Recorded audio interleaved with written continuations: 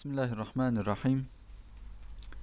السواد الأعظم المسألة الثانية والثلاثون. السواد الأعظم атты ақида кітабы 32-ші тарау. Бүгінгі тақырыбымыз пайғамбарлар мен әулиелердің дәрежесі жайында.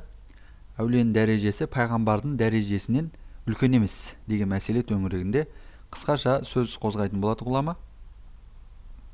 وما قلنا أنه ينبغي له أن يعلم әрбір мұъмин мұсылман кісі білуі тиіс أن مراتب الأنبياء عند الله تعالى Алланың алдында пайғамбарлардың мәртебесі أعلى من مراتب الأولياء әулиелердің мәртебесінен жоғары тұрады.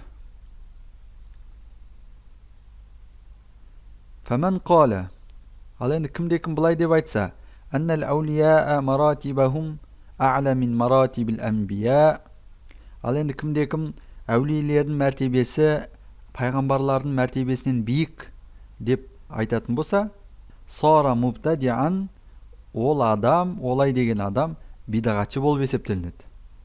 يسمى كراميا ол бидағатшы карамия деп аталынады.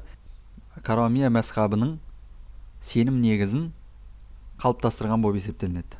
Карамия мәзһабы ағымы хижри жыл санауы бойынша 3-ші ғасырда бой көрсеткен. Оның құрушысы Абу Абдуллах Мухаммед ибн Каррам есімді бір кісі болып табылады. Және де бұл ағым осы құрушысының атына сай Карамия ағымы деп аталған.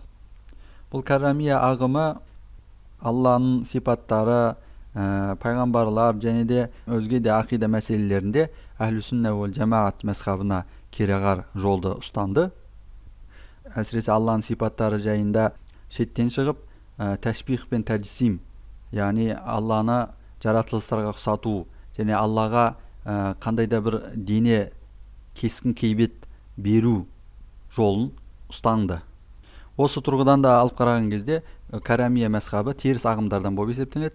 Қазіргі таңда әлде бір жеке бас кісілер Карамия түсінігіне сай кейбір ақида сенімдерін қалыптастырғаны болмаса, жалпы Карамия мәзһабы деген мәзһаб қазіргі таңда жоқ. Бұл Карамия мәзһабы өз арасында 12 тармаққа бөлінді. Ары қарай оқимыз. Яғни кімде-кім әулиелердің мәртебесін пайғамбарлардың мәртебесінен биік ұстаса, ол бидғатшы Карамия деп аталынады деді. Карамия деген атаққа лайық болады деді. وَهَذَا ظَاهِرٌ لَا يُحْتَاجُ فِيهِ إِلَى الْحُجَّةِ Бұл мәселе, яғни пайғамбарлардың мәртебесі әулиелердің мәртебесінен биік тұратындығы дәлел қажет еттірмейтіндей ап-ашық, анық дүние болып табылады. لأن الأولياء өйткені әулиелер لا يبلغون مراتبهم إلا بطاعة الله تعالى ورسوله өйткені әулие кісілер бұл әулиелік дәрежесіне, әулиелік мәртебесіне тек қана Алла тағалаға итағат ете отырып және оның пайғамбарына итағат ете отырып жетеді. فإن طاعة الأنبياء пайғамбарларға деген итағат хия таатуллахи таала ол Алла тағалаға деген итағат болып табылады. Яғни егерде әулиенің мәртебесі пайғамбардан биік болған болса, онда ол әулие пайғамбардың жолымен жүруге мұқтаж емес болар еді. Пайғамбарға итағат етпей-ақ әулиелік дәрежеге жетуіне болар еді, егерде дәрежесі үлкен болса. Ал енді әлде бір мұсылман әулиелік мәртебеге тек қана Алла тағалаға және оның расулына итағат ете отырып қана жете алады. Бұның өзіне әулиенің пайғамбардан биік емес екендігін көрсетеді. فإن طاعة الأنبياء هي طاعة الله تعالى өйткені пайғамбарларға итағат هي طاعة الله تعالى Алла тағалаға итағат болып табылады. لقوله تعالى бұл мәселе мына аяттан шығып отыр. وَمَا يُطَعِ اللَّهَ وَالرَّسُولَ فَأُولَٰئِكَ مَعَ الَّذِينَ أَنْعَمَ اللَّهُ عَلَيْهِمْ кімде-кім Аллаға және пайғамбарға итағат етер болса, فَأُولَٰئِكَ міне солар مَعَ الَّذِينَ أَنْعَمَ اللَّهُ عَلَيْهِمْ Міне солар Алла тағаланың нығметке бөлеген кісілермен бірге болады.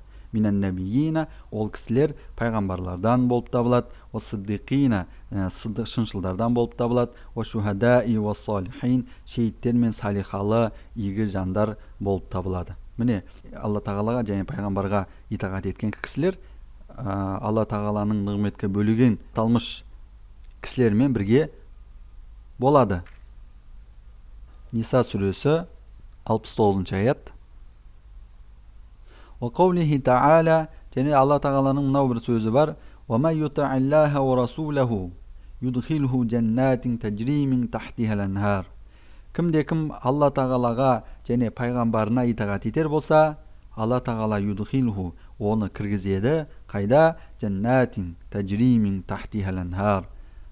Астынан өзендер ағып жататын пейіштерге кіргізеді Алла тағала ондай адамды. وقال النبي صلى الله عليه وسلم, және пайғамбарымыз саллаллаху алейхи вассаламда былай дейді: "Ана саййиду улди Адам." Мен адам баласының мырзасымын, яғни ең дәрежелісімін. Уәлә фахра, мұнда ешқандай тәкаппарлық, ешқандай мақтаныш жоқ. Иля ахир хадис, хадистің соңына дейін. Бұл хадис Сахих Муслимде келтірілген екен. Келесі дәрісте Алла жазса Караматул әулия, әулиенің кереметі жайында сөз ететін боламыз. Вальхамдулиллахи роббил алемин.